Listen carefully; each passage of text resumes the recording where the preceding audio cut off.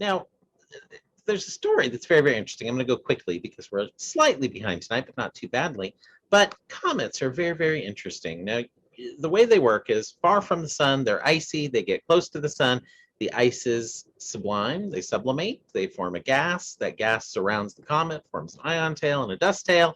But there are also metals on comets, things like iron, potassium, nickel.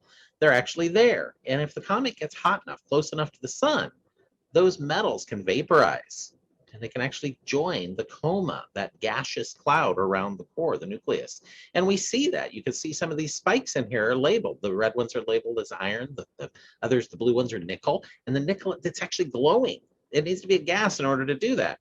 Now, the crazy thing is when some of these comets travel far from the sun, researchers that studied one recently, and I'm forgetting the name of the comet, of course, at this part of the show, it cooled down. They still saw gaseous iron and nickel. Why was it there? We're a little bit confused. We don't understand why there's still gaseous iron and nickel. It should resolidify. It shouldn't hang out, and it's there in numbers that looks like it still needs to be reproduced. Not only that, maybe you remember that interstellar comet, Borisov. It flew in from another solar system, went through ours, heated up enough that it gave off a tail, gave a little bit of a coma.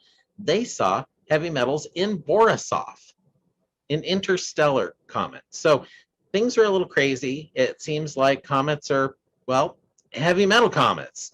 And you know what that means. That's right. Disrespect your surroundings.